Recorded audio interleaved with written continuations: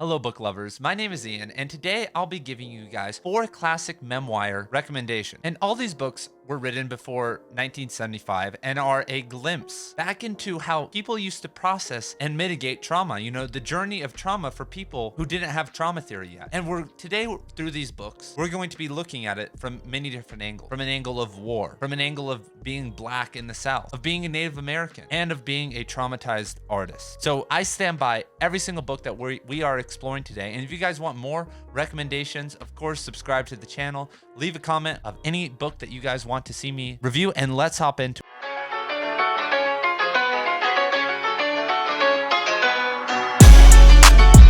Our first book of the day is Dispatches by Michael Her, and this is a Vietnam classic. Her was a journalist, a very famous journalist at the time, and he went out into the field during the Vietnam War with soldiers. And this book is accounts while he was out there. And there are a lot of very crazy and brutal scenes. And this is one of the best books on war that I have ever read because, one, it is real, it is well written, and is from at some level an outside perspective. You know, this guy watching all these people who were involved in the fighting and what they were going through and their experiences. And of course, a lot of it is anxiety, PTSD, a lot of, the issues that we now know about a lot deeper. But back then, you were told to push through it. And if you are interested about what it was like to be in the Vietnam War and what was going on, if you are either a fanatic about the Vietnam War or don't know anything about it, this is a great memoir about what happened during the Vietnam War. So next on our list is I Know Why the Caged Bird Sings by Maya Angelou.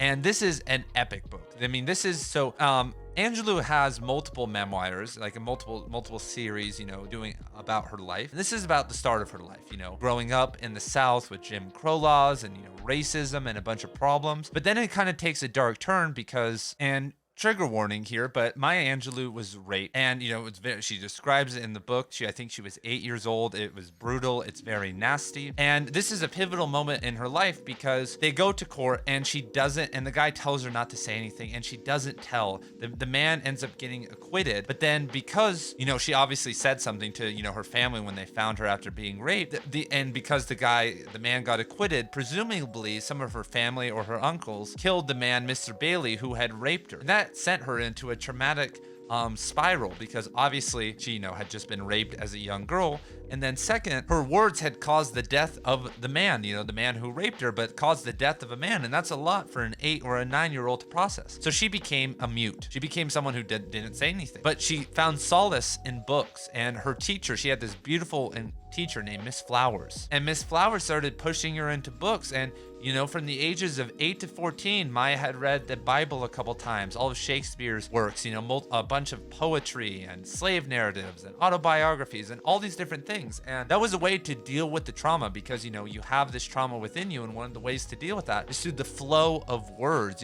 The energy has to flow through you somehow. And obviously, if we look at if she was alive now, we would say she has PTSD, trauma, and like a bunch of probably depression and anxiety, like a million different things. But she found solace in books and words, and eventually used all that information to heal at least some of that trauma so that she could become a poet, become someone, a master of words, a master of speaking, and an intellectual who then went on to all these great things. But there's some other crazy parts in this book too. Maya Angelou has a son at the age of 17. So next on the list we have a Native American or indigenous work, and it's called Lame Deer, Seeker of Visions. And this is a very interesting autobiography because you get a first-hand account of one of the huge blemishes in American history that continued on even after slavery and Jim Crow and all that, and that is the forcing of Indians or Native Americans into boarding schools, into Indian boarding schools where they would take indigenous people from their family and off the land or even off the reservations that they were forced onto, and to these boarding schools where they weren't allowed to speak their native language and had to act certain ways, and they were being taught. And the theory behind the boarding schools was by a man named General Pratchett, who said, kill the Indian and save the man. That they were trying to get rid of all the cultural elements or inheritances that they were going to receive or had already received, and they were going to turn them into good Western intellectuals or whatever. And obviously that created a lot of problems, and Lame Deer, suffered a lot of physical beatings, basically almost daily during his whole tenure. And that trauma, he took that trauma and that bad experience and then went on basically a 5 or 6 year womanizing tour. He was a rodeo clown and was a womanizer, a drinker, a gambler, just a total degenerate. But eventually he pulled himself back out and became a leader, a teacher, an activist, and a big voice in the AIM community, the American Indian Movement community later on. And he has a very interesting story because he was born in 1903 when there were still elements of and still elders around that had lived, free of American interference. If you think of someone who was, born in, was living in the 1830s and 40s and they were part of a certain tribe, they were still living in a very, nomadic way, even though they were getting pushed around and,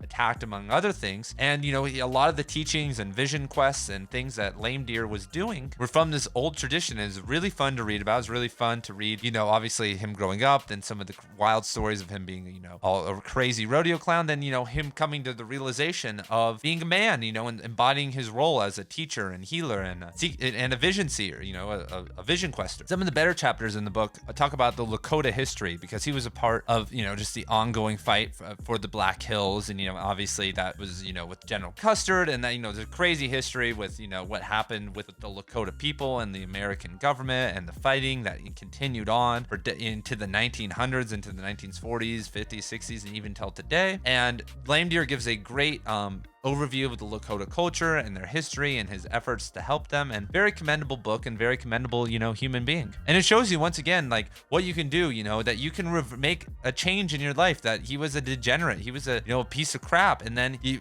returned back and found himself and he made, huge impact, way more than he hurt, by a million times, later in life. And that's why we have to be, why cancel culture sucks. And like other things suck is that we have to help people. And last but not least, we have the complete short stories of Ernest Hemingway. And you're like, how is this a memoir, Ian? This is a fiction book. No. Hemingway wrote 24 autobiographical short story sketches of his life and of the trauma and, his whole narrative. And they are called the Nick Adams stories. And if you come to Wikipedia right here and you get the complete short stories, then you could read them in order. And some of the ones I would recommend you should read: Indian Camp, Now I Lay Me, A Way You'll Never Be, Big Two-Hearted River. And those are that's where I would start at. Once again, Indian Camp, Big Two-Hearted River, A Way You'll Never Be, and Now I Lay Me. They are absolute classics, and they show you Hemingway's trauma. And Hemingway was a very traumatized person. He was wounded in World War I, and he felt hyper-feminized because he wasn't allowed into the military, so he joined the Italian EMT force